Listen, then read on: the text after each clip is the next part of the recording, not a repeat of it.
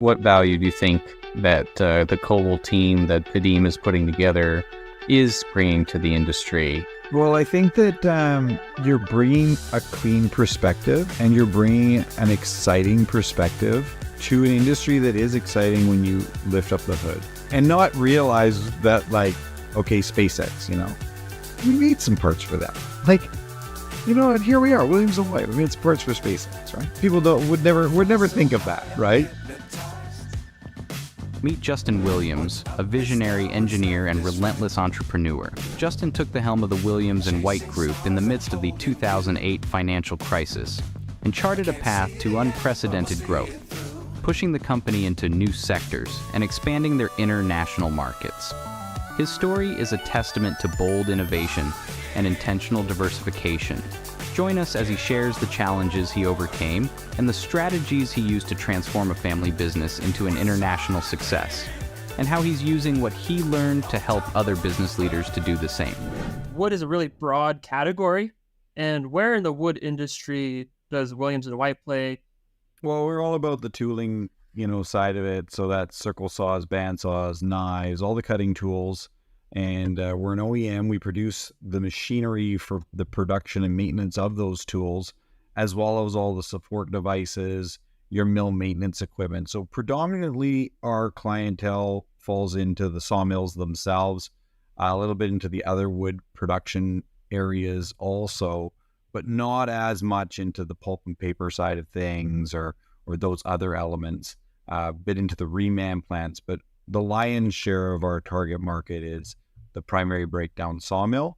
And then we get into what we call the secondary industry quite heavily as well. So that's secondary transformation of wood, furniture production, the sharpening shops that come with that. And we are branching into those industries quite a bit as well. And then outside of the wood industry, we're quite heavy in metal.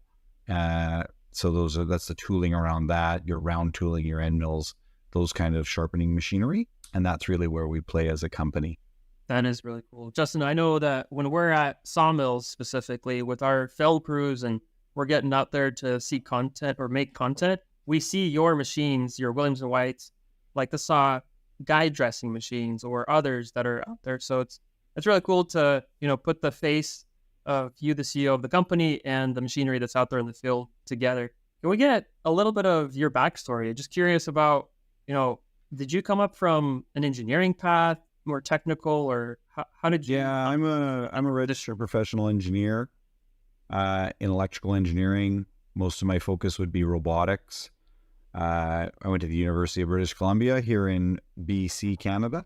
Pretty wood-oriented university in many ways. Foreign Tech has a research institute out of there, now FP Innovation. That's Foreign Tech back when I was a kid. There was even a Fletcher Challenge for some of the guys that have memory in this industry. Fletcher Challenge lecture theater, I remember, at UBC that you could go to. I did electrical engineering there. I did a commerce minor as well. And in my career, I've kind of been really focused on the product dev as well as the business development and sales front of the business. That's kind of where I play and where I really bring to the team and push things. A lot of expansion. So that's kind of my background on a technical side. It's that engineering and robotics. I actually started a robotics spin out called Remtech Systems. We spun that out of the company and sold it to the employees that were working with us. That business is still doing great. They're predominantly in the food industry, and so they do robotics integration, pick and place, and that kind of stuff. A lot of automation work there. And then we've got our machining and fabricating company where we do contract manufacturing for a lot of different industries, predominantly aerospace and oil and gas, mining, the big forestry guys as well. We're a big supplier of contract manufactured parts for many OEMs. And then I grew up in the business. So during my university degree, I actually traveled quite a bit. I took a couple of gap years. I learned French. I volunteered for a year going across Canada in a bunch of communities. So I've lived in almost every province. I lived in Montreal as well and learned French just because I kind of wanted to do that. I got inspired when I met a bunch of youth from across Canada and saw that people speak French on a regular basis. So that was pretty cool. And then I went back to UBC, So that was a gap year there, in which I did a program called Katimovic, which is an amazing, I should give the plug to the Canadian government. It's like they teach you a lot about group dynamics and working with people in the community. So I worked in like a health center, or we helped build a trail in Newfoundland to connect the Trans-Canada Trail. Then went back to UBC, continued my engineering degree, and then I took another year in which I actually went and lived in Russia in a small village doing kind of aid work in a very small village on the Baltic Sea. Learned a very tiny bit of Russian there. Yeah, I lived with a woman who, in the apartment, there was no shower and no clean drinking water. So you can imagine like the tiny size of the town, and it was a very, very cool experience. And then went back to UBC, finished off my degree, and moved to Montreal for a bit. And I remember I called my dad, and I was like, okay, I'm going to, start working full time. And he said, well, before you come back, you should just go on the road and see all our customers out in Eastern Canada. And so I spent, I think it was 6 or 8 weeks. I just got in a car and went to our different partners and distributors and mills. And I went all across Ontario, Quebec, the Maritimes, all kind of for multiple weeks. I was just on the road. And for many, many years of my career, even today, I've never really stopped that. There was one year I traveled 145 days in the year. And so it was a lot of travel. And then during my career with that focus in the product development sphere, I've got multiple patented inventions that I've worked on with our team. And really it's about team building. It's about bringing people together, and that's been able to catapult our company. And then there was a point in my career where I moved over to Europe, and that kind of changed our thinking as well and really broadened my horizons to see that area of the world and live there for a while and see just the broadness, kind of what you spoke about, Vadim, that the industry is just so broad and so big, and there's so many interesting opportunities that we've been integrating those into Williams & White the last number of years, and we've seen a huge impact from that. What year was the Europe portion of your career? Well, I've got a 2-year-old daughter now, and my then girlfriend, now wife, and I moved back to Canada, I guess it would be 4 years ago, and it was 3 years that we were in London, England, which isn't really much of a wood spot, but it's a great hub with a lot of airports. And I was on an airplane constantly. Yeah. That was a bit of a funny story how I ended up there, actually. You want to share it? Yeah, sure. Yeah. I was dating the girl who is now my wife, and she had told me when we first met, she's like, I'm moving to England. I'm moving to London. And I was like, oh, okay, that's great. I guess you're going to move to London. And so we dated for a while. She moves to London. And then my friend from England was just visiting me and was like, well, we do a lot there. There's a lot of industry and an economy. We don't have a lot of trees in England, but my family has a company making shoe parts, and we send our little cutting tools and knives to this guy down the road, and he sharpens them for us. Do you think he'd be your customer? And I decided to hop on an airplane and drove around England, and I actually ended up selling a machine on that trip to a company called Bennett Saw, great company, good client of ours today, Bennett Saw, and drove back down to London and went to my now wife and said, hey, I just sold a machine in England. Maybe I could build a business out of this. And next thing you know, we've now got strategic partners in Germany, France, throughout Europe. We've got an install that we're building for a huge saw manufacturer in Poland right now that's going to be shipping out. We put machines in Finland. The GDX that you mentioned, we got a GDX running beside a Comac line in Finland. It's been great. It's been amazing, and it really opened up the world for Williams & White and changed the whole game of how we thought about the industry, and it all kind of spurred off of this this girl that I met that liked to ride, crotch rocket motorcycles and have a great time, and she's an accountant herself and wanted to work in finance over there. It really broadened our horizons. Yeah, it's a cool story. That's a cool story, man. And it sounds like, along with the college years when you were taking the time to go and explore and do stuff, so you weren't just locked into where you were born and raised. And where's that? Where were you? I'm born in Vancouver. Yeah. So you didn't basically stay there. You went abroad and traveled and got that experience. What did that do to you personally, your perspectives of wood industry and beyond? Oh, I encourage every person, young, old, but especially young, to grab a bag and start traveling. I've been to over 50 countries. I was in every single continent in 1 year at one year of my life. I touched every continent, and we do business everywhere now. Like, we do business. We sold machinery in Taiwan. We sold to a sawmill in Taiwan. Do you think there's many sawmills in Taiwan? Most people wouldn't think that. We do. We've got installs in Japan, Australia, New Zealand, Argentina, Brazil, Chile, like all over. And absolutely, my dad used to travel a lot when I was growing up as well. It was predominantly to Australia, New Zealand, a little bit to Chile. He was down there with Canadian connection. Not so much to Europe. The going to Europe, and especially going to Ligna. We started to go to Ligna. I got a funny story about that one too, if you want to hear it. Absolutely. What about Ligna? So the first time we ever went to Ligna. So I love Ligna, and all the people that put on Ligna are good friends, and Williams and White, we love you. But here's the first story of how we were greeted. It's quite hilarious. We get our stand and we're ready to go. And I arrive there and I'm going to do the show, here we go.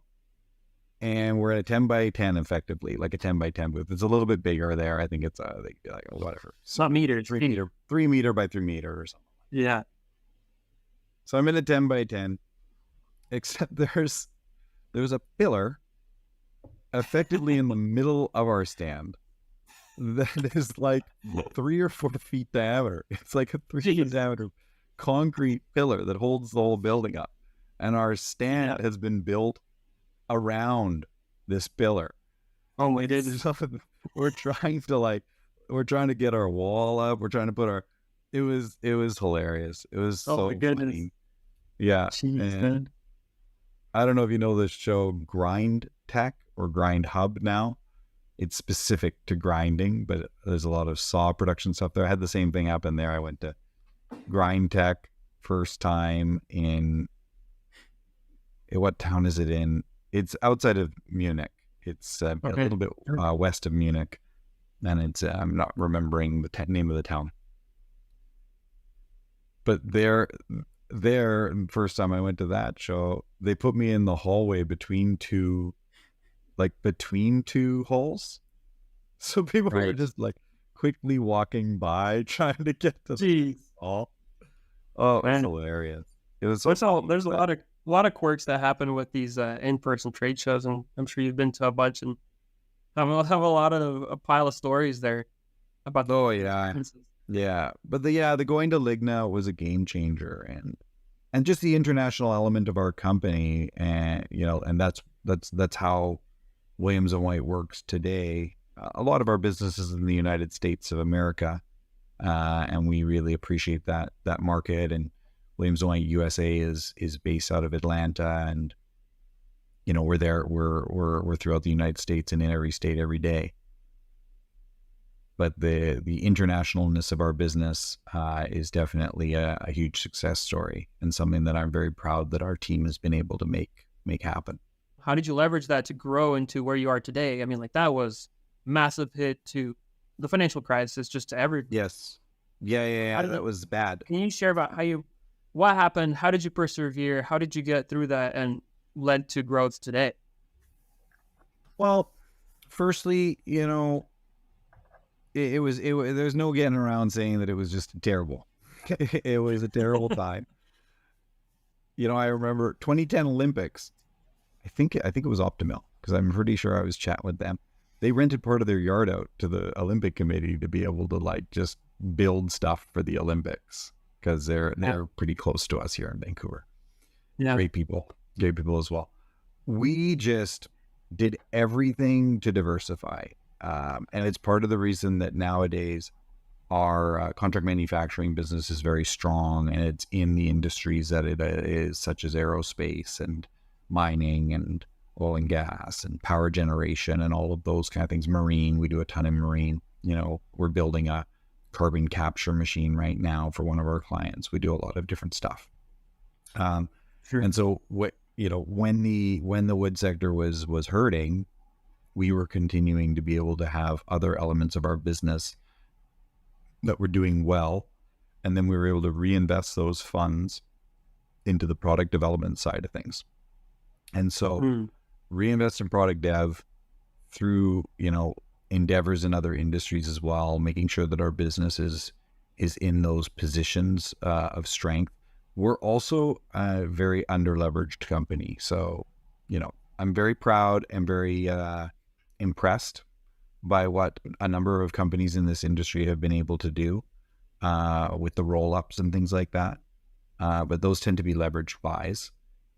Williams & White, it tends to be a much less leveraged business in that sense. And so when those harder times come, we're able to weather those storms very effectively. And so that comes down to, you know, business management, cash management, and ensuring that we recognize that the wood industry can be very boom bust.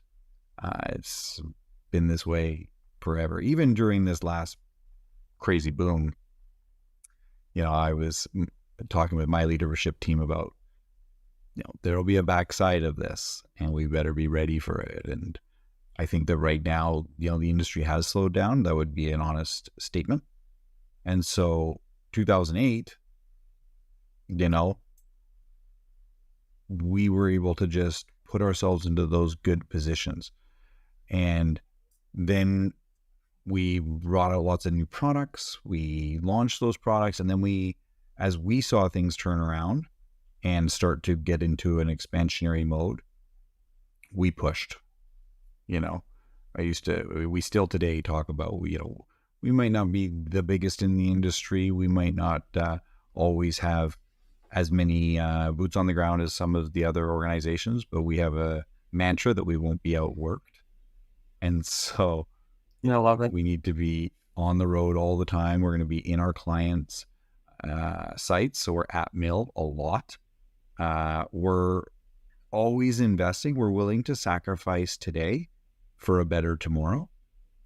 And so if we need to make sure that we're hiring a bit extra to make sure that we've got the people in place to give things like good after-sales support and service, we're going to do that.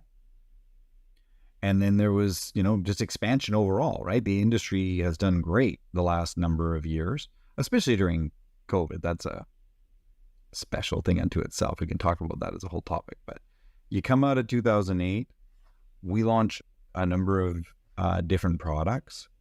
Those products had a lot of success in the marketplace, GDX being one of them. And then... For those who don't know, what is that? That's a saw guide, CNC saw guide dressing machine or milling machine. So it's for taking your circle saw guides to size after you replace your babbitt after a run time. So you replace the babbitt and away you go. And then when I went a little bit before Europe, actually, we connected with Hannah Commercial for brazing products. And that started to spark a different approach to business in which Williams & White is also a distributor of other people's products. So that was a different shift in our business plan as well. Traditionally, we made everything, and we started to take an approach of, we're going to be the experts at the products that we build, and then we're going to find the world-class best products to complement the products that we produce to be able to offer a turnkey one-stop solution. And so now we can offer a full turnkey solution for a filing room. We've brought on all of the maintenance products for the mill as well. So that chain, we sell saw blades, circle saw, bandsaw, and knives. debarker parts, even motors, servos, PLCs. We will resell those products to our clients because we understand that our clients are busy and they need our help. You know, that's what we're doing. We're helping them. We're helping to make sure that they can keep their mill not just running, but running at the most optimal level possible. But bringing on those other product lines has created additional revenue streams to the business.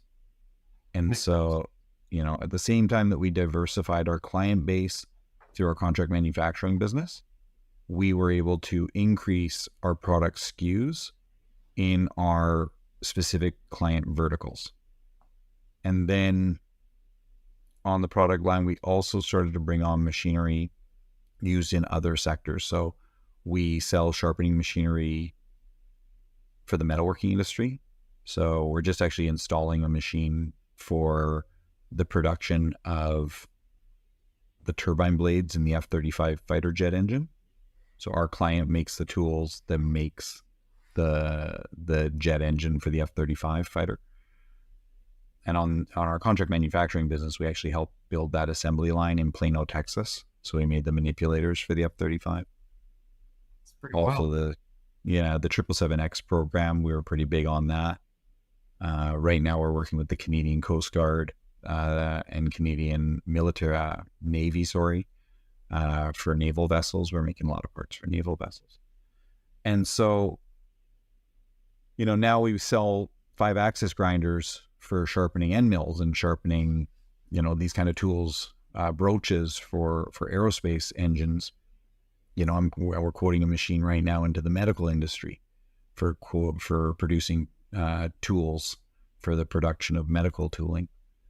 And so that's enabled us as well, again, to diversify our customer base, which we believe makes us stronger in the wood industry. Right. And why I believe that is because unlike some other companies that's what they do, that's all they do, which is great. And we are hyper-focused and we have teams that is their only focus. That's how we make sure people don't get distracted within our organization. We hire and we have product specialists. But it means that if the industry has a bit of a harder time, we are still a supplier that you can count on because we're a strong company that's doing business in other sectors. Can I ask you a question? Because I've seen over time in marketing, in the sawmill industry, both in the US and in Europe, companies try to diversify, and more often than not, it doesn't go well. A lot of investment is made, a lot of meetings are had, a lot of churn, and then nobody ever wants to talk about it again. You know, it's filed away and, you know, no one's allowed to talk about it again. So what have you seen, good and bad, as far as trying to diversify into an area that the company is not, let's say, an expert in, right? You're like, oh, well, let's go over here. You know, this is like a lateral type thing that we could move, that we could make. Mm-hmm. How do you do that successfully? How do you do that and still proudly talk about it years later? A big part of it is that, you know, we're a third generation family company. So, you know, I'm standing on the shoulders of giants. You know, it's not all me. It's you know, the team and the people that we put together. My brother is an instrumental force in our organization. Matt, he's really always crushing it. And because we both have an engineering background, my brother's mechanical, I'm electrical. I'd say 80% of our staff or maybe more are technical in the sense of they are either an engineer or a Red Seal tradesperson. Being a contract manufacturer in the Pacific Northwest naturally pushes you towards a diversified set of a client base. You know, if you just let's look at Seattle. Let's talk about Seattle. Okay. You've got Boeing, Microsoft, Costco, Starbucks, Amazon. They're pretty diverse companies. They do a lot of different things, right? And they're all right there in this city. And the engineers that are there are constantly doing all this kind of different stuff. You know, now there's a company called Helion that's doing fusion reactors, right? We helped build a fusion reactor with a company called General Fusion here in Vancouver. And so we have this approach that naturally we've been doing this for 67 years, an approach of diversification, approach of many different projects like that. And we're not going out of our wheelhouse. We're applying similar knowledge that we have to different industries. But it's, we're still doing sharpeners, right? Like we're doing tool sharpening. We just might be doing it in the secondary industry. So one of our clients, they use saw blades to cut tube instead of wood, right? Yes, it's different, but it's not, running a restaurant to making machinery, right? We see ourselves as machine tool specialists. That is what we are. We are robotics engineers, and we are machine tool specialists, right? We're not restaurateurs, right? We're not, running a travel business. We are machine tool specialists. So we know, a lot about bearings. We know a lot about motion control. We know a lot about robotics. We know about sensors. We know about machine tool maintenance. That's our specialty, and that's where we bring a core competency. And when we're looking to diversify, while utilizing that core competency. And that's how we make sure that when we diversify, we're not doing it into something that we, aren't able to bring in expertise. And as a professional engineer, that's part of, my duty towards, my requirement for that professional designation is to only be working on things that you have the ability to know it well, and bring that expertise to the table. And then when we bring different product SKUs to a well-developed client base, we're always bringing a related product. So if we're selling the saw sharpener, and someone says, well, I also need saws, that's because of what happened during this last pandemic. It just got to the point where we used to just, say, okay, well, maybe talk to this other company, but every client was asking us to, can you use your connections? Can you find us saws? Okay, yes, we can. So now we've launched the Orca Tooling brand, right? Wear products, we know mechanical engineering very well. We know chains and sprockets and those kinds of devices. So now we're able to help mills get those products, right? We're just making sure to help them really streamline their procurement requirements. Justin, one of the things that I observed over the years, knowing you and in Williams and White, similarly, my background is technical mechanical engineering, and was always excited about developing new things, also have a patent in the industry and with scanning, right, with the technology and scanning and optimization. But I always saw you and your team as folks who bring innovation to the marketplace. And what are some of those, reasons to continue to innovate? And do you still feel like the wood industry has a lot of room for innovation going forward? Just talk to us about innovation. I mean, you've done I've got a laundry list still that I gotta make it through. We've got so many ideas, That's the fun. That's the fun, We love coming up with new ideas and why don't we try that? Why don't we try this? And you see what other people are in the industry are doing, and then it inspires you, and just the development of new tech. There's always something new coming. Otherwise we'd be listening to the same music. We'd all be still listening to, ZZ Top or something like that, right? But we're not. We're not. Someone even told me David Guetta's getting old. I was like, "Oi, what happened?" They're like, "Oh, he's old." So now we got to move on, right? Juice box and keep on rolling forward. So, the innovation part is a lot of fun. It's risky. There's no doubting that either. Like, innovating is risky. So you got to have a thick skin, and you got to be willing to be wrong. And you got to be willing to be wrong sometimes in public. Like, I've had my egg on my face. Come on. I've had projects that haven't gone perfect, and everyone has. I always tell myself and tell my team, Google launched Google Glass. right. Right? So they can come off it, right? Or now Is there a the story around that where you could share something from the egg on the face situation, and then just curious? oh, there's lots of instances, right, where we've, so some of them, the funny ones is when you launch something and it doesn't work, and then you find out later it was like a $20 part. Those are the ones where you're like, wow, it all worked except we had a valve that if we gotten this other one that was very similar but slightly different, it was $20. Yeah. It did work. You go back and then it works, right? We're pretty tenacious as a company, right? We've always gotten things to work in the end, but sometimes they don't work right out of the gate, right? Like you'd hope, right? So that's just Especially when you're developing something, there's challenges. You iterate until you get it to where it needs to be and accomplish all that you set out to do. Yeah, I'm actually having fun with that right now. We're streamlining our business process, and it's engineering in itself. We're re-implementing our ERP. We're computerizing everything. We're computerizing our entire inventory. We're developing new in-house software to really make sure to streamline our business processes, just due to the amount of growth that we've had. Wow. And it's interesting how we underestimate sometimes the engineering element of that in itself, right?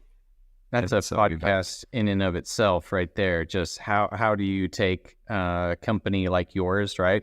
Your third generation, yeah, right? And then bring it into the digital age. I think that would be a fascinating topic. And maybe you can just tease that a little bit, like, okay, you underestimated it, or that's typically something that people underestimate. So yeah, give us a couple little tidbits. It's just it's a big process. It's getting everyone on board, stakeholder buy-in. The amount of times that I've repeated that now in the last number of months is ad nauseum. Stakeholder buy-in. I feel like I'm like a Dilbert cartoon.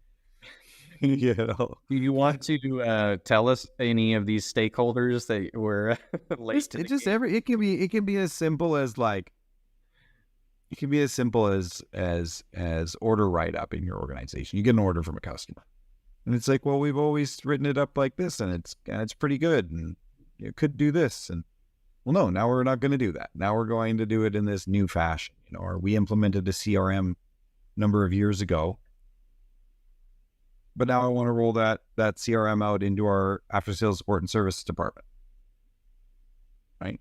Oh, well, we used the ERP forever. Okay, but the ERP, what about when the customer calls?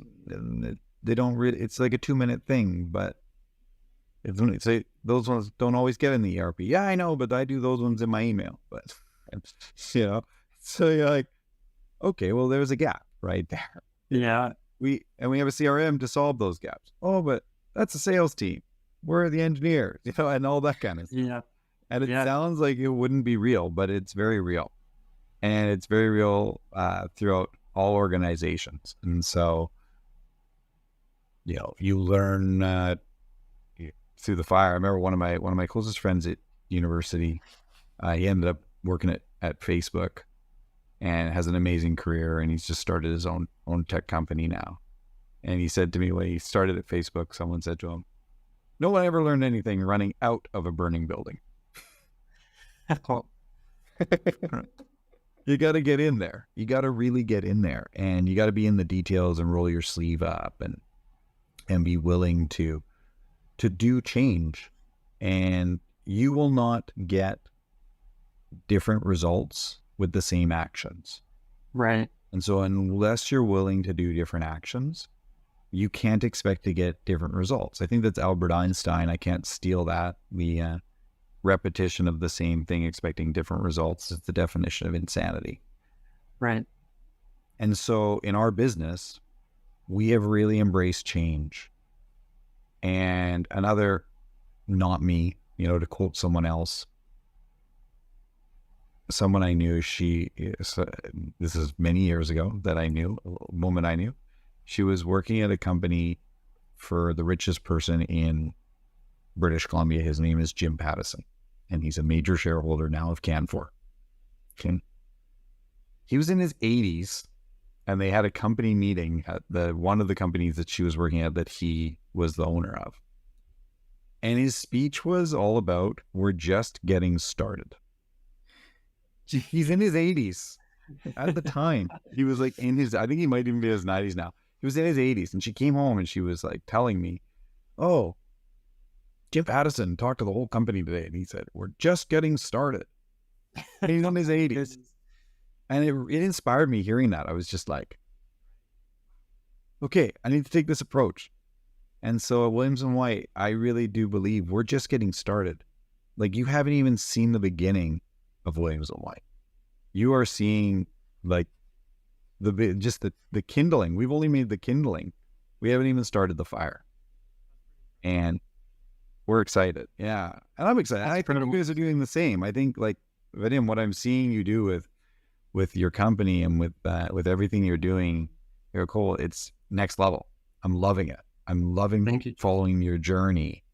And I remember when you called me and, you asked me, what do you think? I have an idea. And I said, you got to go for it. And then you can stick to your vision. And as someone who's kind of outside, what value do you think that the Cobalt team that Vadim is putting together is bringing to the industry, and the potential down the road, like in 5 or 10 years, what Cobalt can do? Well, I think that you're bringing a clean perspective, and you're bringing an exciting perspective to an industry that is exciting when you lift up the hood. Right? And I think a lot of industries are, but everyone wants to run after the sexy thing and not realize that, like, okay, SpaceX, we made some parts for them. Like, and here we are, Williams & White. We made some parts for SpaceX, right? That's incredible. People would never think of that, right?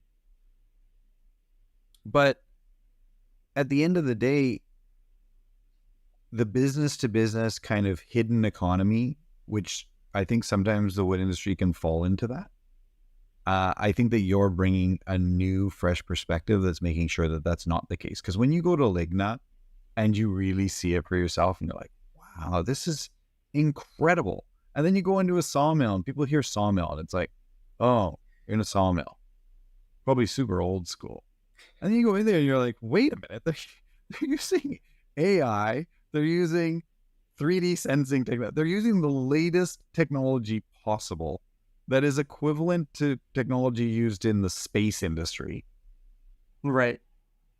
And people perceive it still like it's like two guys with a big saw going back and forth, cutting a tree in half or something, and it's totally not like that.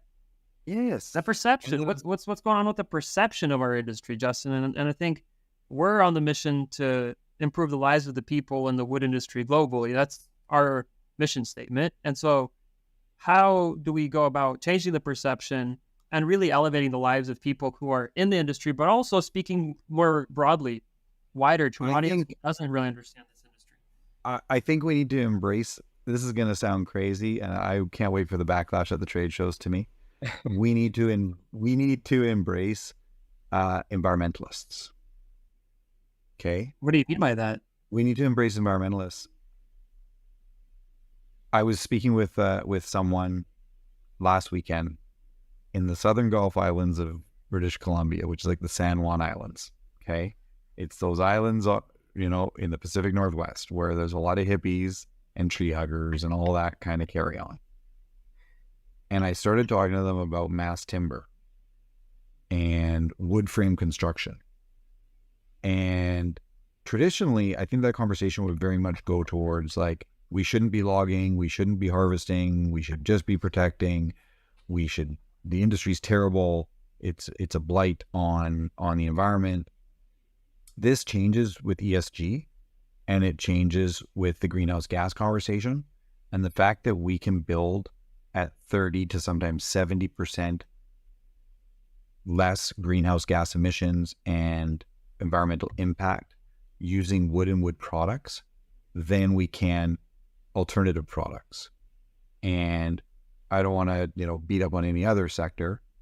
I just want to embrace this sector and really put out to the forefront that we can use sustainable forest practices. So that's where we need to be.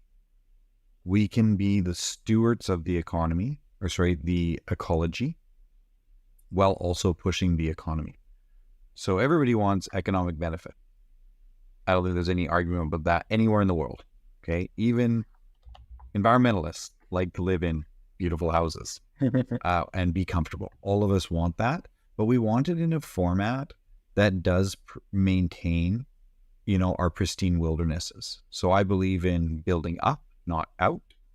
I believe in using sustainable building materials. Those generally derive from natural sources like wood and our wood industry. And I think the more that we can showcase the industry in this manner, that we're part of the environmental solution, not the environmental issue.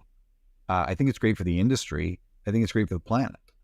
And I think it's great for the generations to come behind us, which there's nothing more important than that. Nothing's more important than our children and their children. So right away you'd get a question asked, well, how are you part of the solution if you're cutting trees and you're making tools to process wood? Williams and White is a green company. I see us as environmentalists. Why? Because if we are going to cut wood, which we are, okay, because we need to build houses. Nobody wants to live outside. We need to that's another whole. We can have a whole podcast on homelessness and the housing shortage. Okay, so I think all of us know we need to build houses because we've got people that live on the streets and no one deserves to live on the street. Nobody should have to be living outside. It's just inappropriate. And so we have to solve that. We're going to have to build to do that. And we need to use materials that are great materials. And so how is Williams & White an environmental company, an environmentally responsible company? We optimize that cutting process so that there's less waste. And at the end of the day, what is a clean tech company? A clean tech company is one that reduces waste. That is what a clean tech company is. So then technically Williams & White is a clean tech company because we're optimizing the cutting performance so that we reduce wood waste. That's what we do, right? And that's a huge part of my driving force and my team's driving force to make sure that we're doing the best for the environment. And I think that the whole industry should do that. And I think we are. I don't think that we're not. I think we are showcasing the CLT and the glue lab. But it's not just that. Like a standard 2x4 is a green product, and we should start to see it that way. Does it mean that we need to make sure that in many parts of the world, we are somehow encouraging better forest management? 100%. Do we need to make sure that we're not impacting the lives of, wild animals? 100%. I love going hiking and seeing a moose, or maybe seeing even a bear, or, going somewhere and seeing animals and, orangutans and gorillas and those kinds of things. Sure. I think I want to protect their habitat. I think everyone does. I think that by being technologically savvy and really making sure of how we interact with the forest lands and how we then process those in the mill, we can be an ecologically aiding industry. We can be an industry that makes a great global impact for climate change and any of the challenges that come with that. And I don't think that there is a debate about, I know there's the contentious debate of is there climate change or is there not, but I don't think even people that say there's no climate change would say humans are not having an impact on the world. Like we have cities and we have roads and that's just truth. Like every one of us knows that, regardless of how you think. And so I want to make sure that my comments aren't taken in that way of like, is there climate change or not? No, what I'm saying is we have a building product that has shown, just statistically, to be great for the planet. And even when you're done with it, like you're done with your house, you want to build a new house, take it all apart. Oh, wow. The wood can be like chipped up and just put into the forest again. Amazing. It's I like to I like to refer back to Genesis chapter 1, and God says, subdue the earth. And so I was speaking at a conference recently about this topic, and I was like, look, half the audience is guys who are like own sawmills and are management there. So they're actually using all the technology to optimize natural resource and subdue the earth very directly, right? Take the trees, harvest, and process logs to lumber with minimum waste. The other side of the audience there was guys who, like yourself, are building, subduing the earth, meaning taking the natural resources, metals, and God-given natural abilities and talents and our skill sets to be able to make equipment like the ones Williams and White's makes. And then same thing, you're helping the sawmill owner subdue the natural resource. And really, to me, it's really holistic, our industry. And part of the reason I think we're really excited about our mission is what you said about lifting the hood earlier about our industry. Like, there's so many cool, incredible stories of really great people doing really great things. And that's really a big drive of us here at Koval, is like to really go out there and understand, like, man, your team, what you guys are doing and how you're innovating, and the customers that you serve enables them to go to subdue the earth. And it's this big cycle that we're not having to manufacture these stories when we're out there, Justin. Like the guys that are running the mills in the South and the Northwest, and that we're talking to, man, they're not letting a bit go to waste. And that's possible through that technology, through the innovation that you spoke about.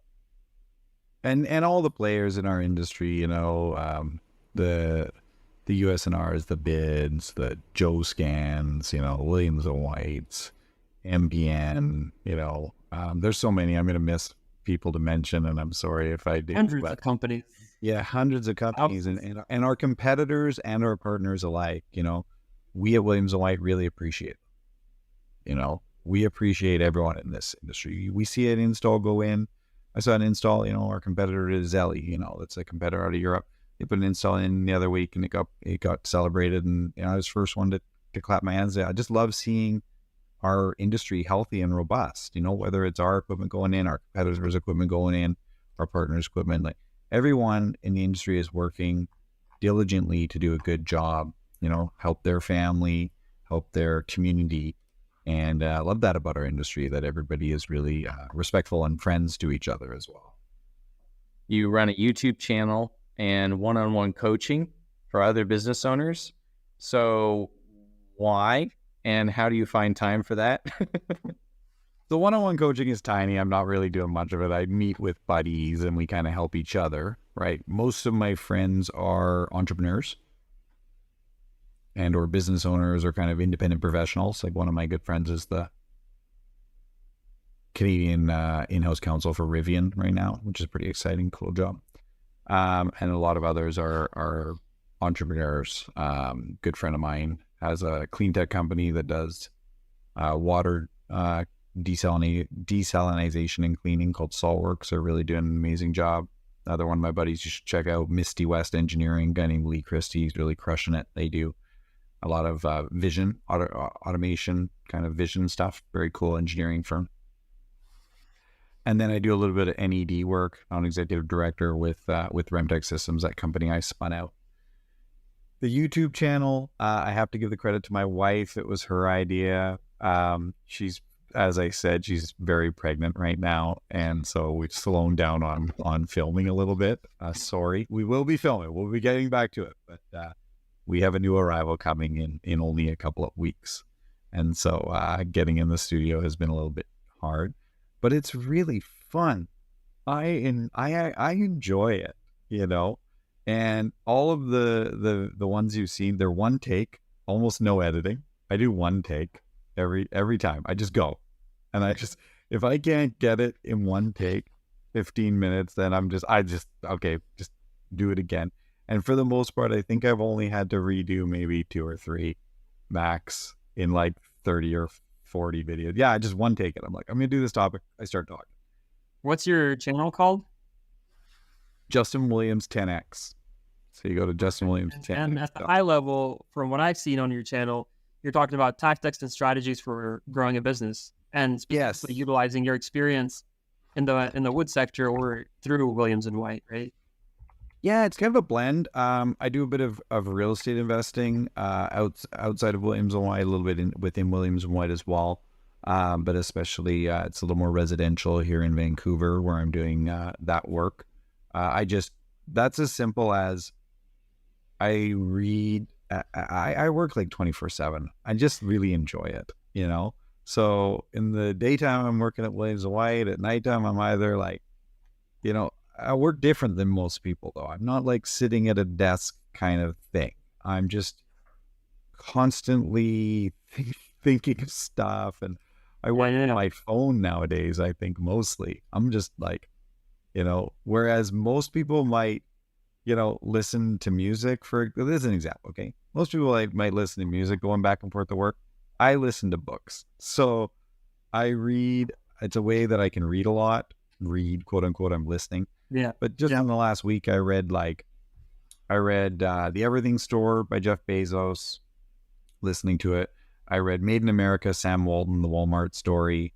I read Elon Musk, the Tesla story. I'm reading a book on being a small property developer right now. That's in like a month because I listen to them on 2X and I ride my bicycle to work. And so it's a 45-minute ride each way. I got an hour and a half bike ride. You know, before I came to this podcast, because I couldn't do my ride, I ran a 5K this morning at 6 a.m. I was going to say, are you distilling those principles and putting those into the... On the YouTube channel, I felt like I started with the daily grind during COVID. It was a 1-minute rant. That was a rant. It was so much fun.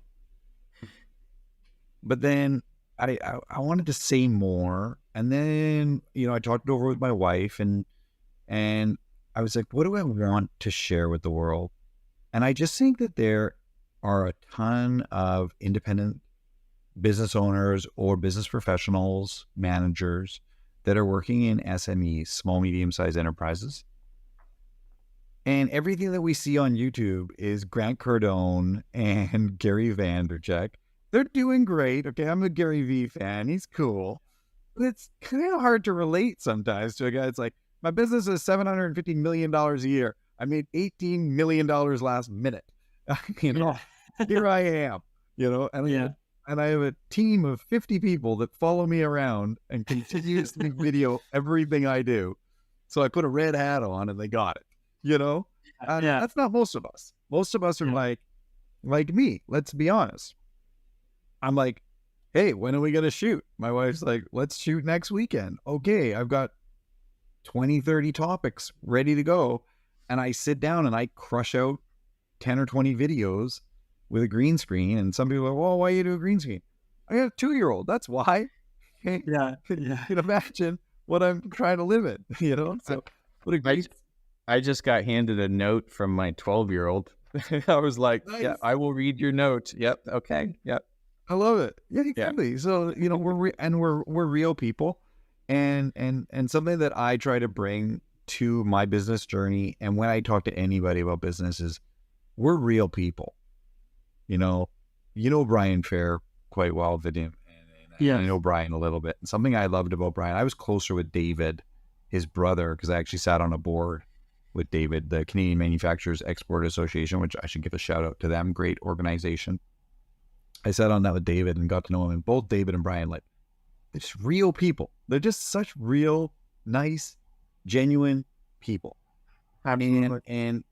And I've come over time, and I think all of us do, we come over to this point in our career where we realize, like, we're all just a bunch of real people with real lives and real families, running companies or trying to build ideas or trying to develop something from nothing, really. That's what a business is. It's developing something from nothing. Whether you're an entrepreneur or an intrapreneur, which is an entrepreneur within your own organization, you can come up with ideas within your own company. You can be, you know, a guy and you're working at some organization and you come up with an idea and you generate it. And next thing you know, it's a whole business unit. And so if my YouTube channel can just help people get inspired and maybe see behind the curtain or under the hood that, you know what, you want to do real estate investing? Guess what the first thing to do is? save up and buy a small piece of real estate, buy a small condo and rent it to someone. Yeah. You are now a real estate investor, buy a small, I've definitely been listening to your channel and have been inspired. So thank you for doing it. You've reached me, and oh, thanks. So you've reached me, and I've been following you there. What's some of the topics that you're passionate about that maybe you can share one of them to our audience? I know there's a lot of content on your channel there, but maybe something in particular that you're, it's on your heart now to just share. It's cold calling. Okay. Cold calling. Hear about it. Cold calling. People underestimate the power of cold calling. I don't know why. And it's not just for salespeople. It's just everything you do. And we can kind of take the word cold calling and make it a little broader. It's just like reaching out to people. So I've got this idea. I want to do this thing. So for you, I want to do Koval, and I want to get out there and be the media company essentially for different organizations. So you can sit back and wait for people to call you. Or you can get on the phone and you can call the Nashville convention guys and say, I want to be the company that does it. Are you interested? Are you interested? And I learned that in university. I actually, my high school football team, okay? I was playing high school football and we needed to raise money, and and the way that they wanted to raise money was selling chicken. Okay. I think every kid on the team sold maybe $100 or $200 worth of chicken. I sold like $5,000 in chicken. Okay. Dang. Every day I would come home. I just loved it. I would come home. I would go door to door throughout my neighborhood, and I would present this chicken to my neighbors. And then I'd be like, really, this is just a charity for the football team, but you get chicken. So if you would like to support the football team and get chicken in return, we would really appreciate you buying the chicken from us, because you need chicken for your family anyway. And then they'd be like, oh, what chicken? And I'd be like, well, the most expensive one is this one. You should buy this one. And they'd buy it like by the pack, right? That's amazing. So was this fried chicken? Was this like pre-cooked raw chicken? This was raw chicken. Did you have the raw chicken, or this was a got delivered later? I think they came to our high school and like picked it up. How raw was it? Was it alive? Exactly. Yeah. It was. They came to my house, I chopped the head off myself, added bonus. And so this even applies to like huge companies, right? It doesn't matter even how big the company is. You want to build a relationship with other, like B2B. You want to do B2B, okay? You got to reach out to people. And even B2C, like, okay, I want to sell sodas. Like, just start doing it. Like, go and pay for the Facebook ads and take the plunge and sell, like jump and believe there's a net there. Right. And so cold calling is this really powerful tool. And I did a whole bit on it on the YouTube channel. You can look it up, Justin Williams 10X. And you'll find, I talk about it quite a bit, and how it builds confidence in yourself, and how you can, all of a sudden you flip one rock and then it turns into that person says, well, actually, I'm not the best person to talk to, but have you talked to this person? And you pick the phone up and call them, or you message them through LinkedIn, or whatever have you. There's different ways of creating that communication. But what it really comes down to is people do business with people. And that is throughout everything. People do business with people. You want to build a team around you, you're going to have to reach out to people and say, I'm building this vision and I'm doing this thing. Do you want to do it with me? Do you want to get on board, and do you want to be part of my team? Because at the end of the day, Williams and White or Justin Williams 10X or any of the endeavors that I do, it's not me, it's my team. It's all the people around me and behind me that are really making it happen, and I couldn't do any of this without the team around me. And so, yeah, take a moment and see the power in cold calling. I would say my early experience when it was just get going with this company and building Copal. It wasn't called Copal then, but I remember, Justin, like to your point about the things you said on that YouTube video, because I watched it. It's like my personal experience was fear, right? Like it was a moment of absolute like fear, like they're going to take me the wrong way. They're not going to understand the idea, like all this different types of fear. And so quite literally, it would take me like a bunch of time, hours to study and to research and to lay out some questions and to think it through earlier, right? And then be able to like have the guts and courage, dial the number. You give them a call and they said yes. And it's like, well, I haven't thought about what we're going to do next. That was part of the original building it. And, you know, I really appreciate, again, our industry for, I mean, folks like yourself, we talked about it earlier. Like, I gave you a call out of all people. I was like, Justin, like, how's this idea? Like, what are we going to do? What are we able to do it? How do I pull it off? And all these things. But I think that after doing it a bunch, you are okay with it. The cold calling, the reaching out, for me, a big portion building Copal was, and still is really important, as LinkedIn and connecting with folks and finding opportunities to share things that are of value, like you're doing with YouTube. We're trying to create content like this and then promote it through the industry and beyond. And that's something that we're doing and that we're finding, you know, very, very useful and successful for the business as well, because that establishes those relationships. Then you go see those people in person, and it all comes together in that way. But absolutely would agree with you that cold calling, and for me personally, the initial kind of my personal experience on cold calling was the fear element. Yeah. Everyone's a little bit nervous, right? They're nervous about it. And then, you know, I do want to say one other one that's cool. Really, just I have this inherent belief that things are going to be good. Just inherently being ridiculously optimistic. I am ridiculously optimistic. I have a feeling that all three of us probably match that description. Have you talked to my wife lately?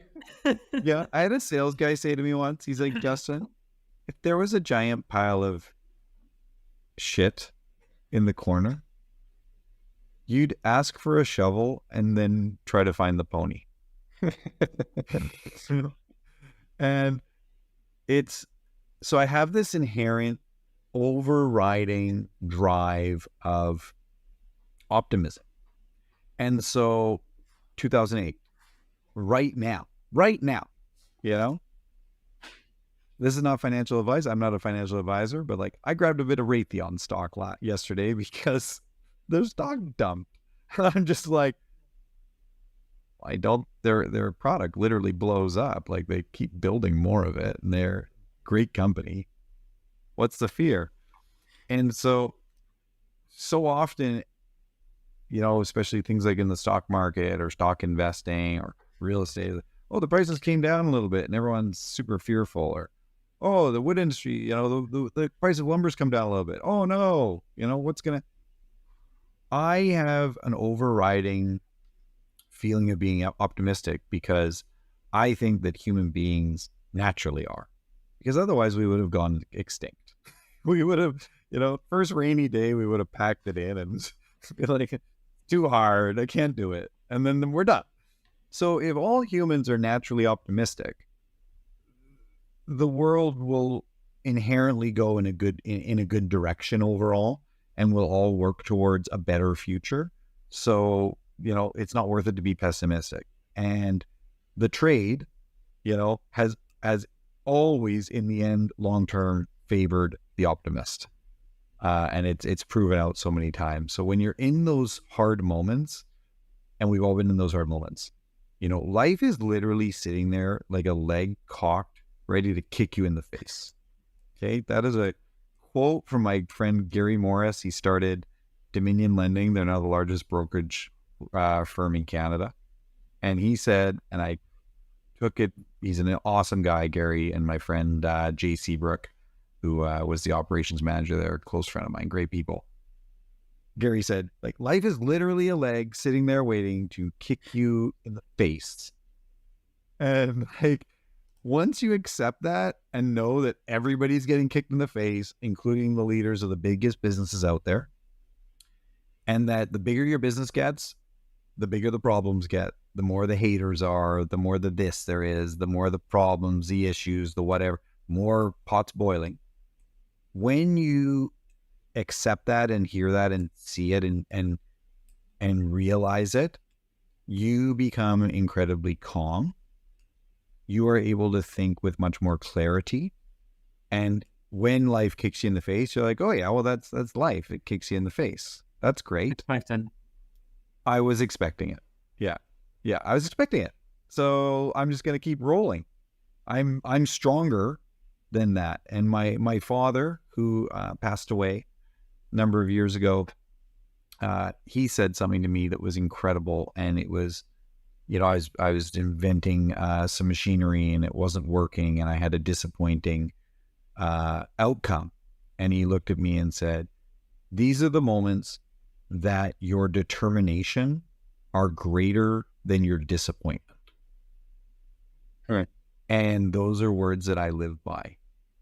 These are the moments that your determination must be greater than your disappointment. Everybody feels that disappointment. If you don't, you're not human. Some people let it overtake them, and next thing you know, they're on that bad path of like self-doubt. Some people, you accept it. Yeah, that was shitty. That was disappointing. What can I learn from it? What can I learn from this situation? So that now I'm gonna keep going, and I'm gonna do it in a different direction, and it's gonna be even better. And honestly, I really think like that has been a huge driver in Williams and White, just like ratcheting up in the last few years. And it's going to be our path to further growth as we look forward. Yeah, we're really excited about it. Younger people look for careers and industries and things to be a part of. Do you recommend people to consider and join the wood products industry, the supply chain of the wood products industry? Are there opportunities here, or is this a dying industry and go look somewhere else? Well, luckily I am a young person, and I'm getting younger every single year. Okay? I am getting younger by the year. I am like a wine, just getting better and better. I love it. And I'm just getting started. And so if I'm just getting started in this industry, I would say for anyone to just get started in this industry. You can't go wrong, because even if I was telling you this and it turned out to be a bad decision, you would learn such amazing skills and knowledge from this sector that it would be applicable anywhere, right? I am a testament to that, because I'm diversified and in many different sectors, and those learnings have come from the wood industry. But when I look forward to the wood industry, housing shortage, green material, a clean tech sector, in my opinion, a clean tech sector, a solution to ESG issues, those all add up for me as robust future and an opportunity for anyone that is looking for somewhere to grow their opportunities. Absolutely, the wood industry is a place to be.